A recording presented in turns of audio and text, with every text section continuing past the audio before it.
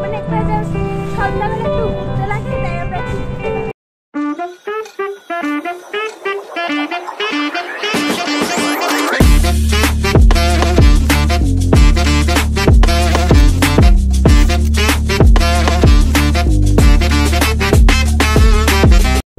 কেমন আছো তোমরা সবাই? আশা করি তোমরা অনেক বেশি ভালো আছো, আর আমি অনেক বেশি ভালো আছি।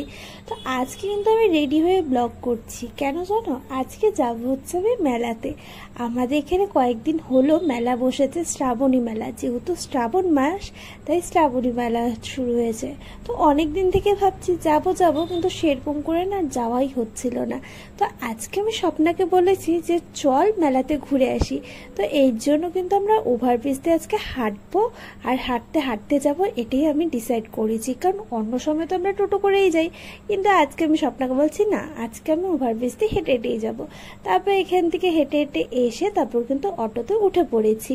আর জানো তো, আমার এখানে ভয় লাগছিল যে বৃষ্টি না নামলেই হয়, কারণ এখানে এখন এতটা মেঘলা ওয়েদার করছিল, আর প্রত্যেকদিন সন্ধ্যাবেলা করে না অল্প অল্প বৃষ্টি হচ্ছে।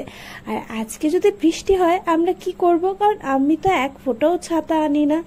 আর ওই দেখো, কথা বলতে বলতে কিন্তু আমি চলেও আসছি মেলাতে। তো মেলার উদ্দেশ্যে আমরা হাঁটছি, আর ওই দেখো লাইটিং, ওইখানে কিন্তু মেলা।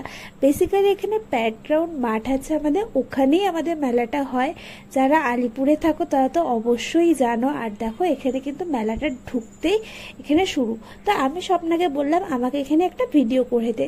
তো ও কিন্তু আমাকে একটা ভিডিও করে দিয়েছিল। তারপর ভিডিও টিডিও করে একবারে বাইরের থেকে টিকিট কেটে চলে গেছিলাম হচ্ছে মেলার ভেতরে। আর আমি যেহেতু এবার একবারও মেলাতে আসিনি, তো ভাবছিলাম যে আমি এখন থেকে কিন্তু 2-1 দিন যতদিন আছে ততদিন কিন্তু আসবো। আর ফার্স্টে কিন্তু মহাদেবের দর্শন করে নিলাম। আর দেখো কি সুন্দর লাগছে মহাদেবকে। এখানে একটা প্রত্যেকবার ঢোকার সামনেই মহাদেবকে বসায়। তারপরে আমরা ঢুকছি হচ্ছে একবারে মেলার ভেতরে। আর এখানে এসে একটা অবিশ্বাস্য ঘটনা ঘটেছে। কি জানো? দেখো এখানে মেলাতে আধা দোকানই বসেনি। এবার বসেনি নাকি এতদিন হয়ে গেছে তাই উঠে চলে গেছে, ভগবানই জানে। কিন্তু দেখো এখানে এত দোকান ফাঁকা যে কি বলবো, মানে হাফ দোকানই মনে হয় বসেনি। এরকম বসার তো জায়গা ছিল কিন্তু বসেনি।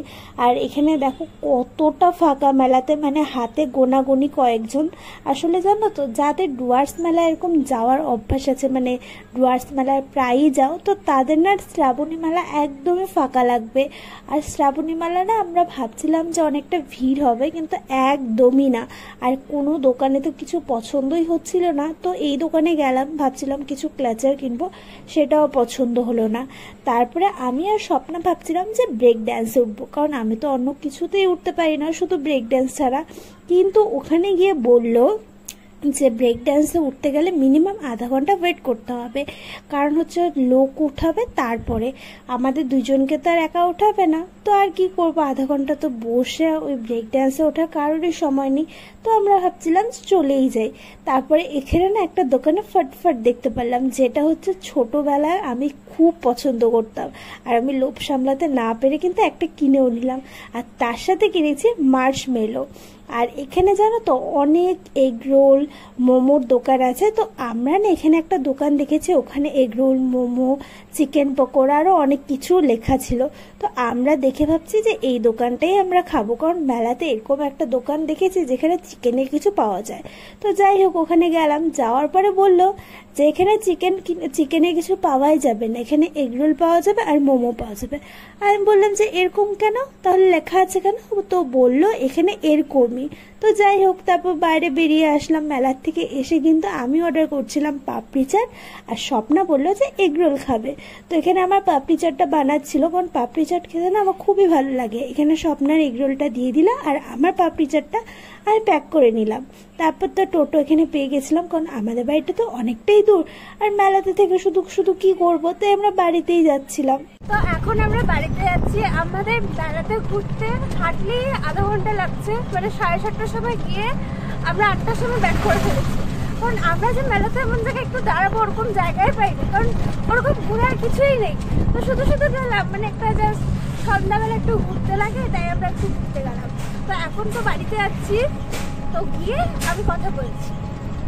আর বাড়ির গেট খোলার সাথে সাথে তো হ্যাপি ঘরের থেকে বেরিয়ে বারান্দায় এসে বসে পড়েছে। ও ভাবছে যে কখন এরা দুজন ঘরে ঢুকবে। তো স্বপ্না এসে স্বপ্না একটু আদর করলো হ্যাপিকে। তো সবটা আদর ঠাদর করে তারপর হ্যাপি আমার কাছে আসছে যে আমি বোধহয় কিছু খাবার আনছি, কিন্তু একদমই না, আমি কিছুই খাবার আনিনি। ওকে না আমি অনেকদিন থেকে বলছি যে তোর জন্য কিছু আনবো, কিন্তু কিছুই আনতে পারছি না, একদম সময় হচ্ছে না। তো এইবার যেবার যাব বাইরে নিশ্চয়ই ওর জন্য কিছু তো একটা আনবোই আমি ভাবছি। তো এখানে হ্যাপি দেখো কি সুন্দরভাবে বসে আছে। কি হয়েছে? এই যে কি হয়েছে?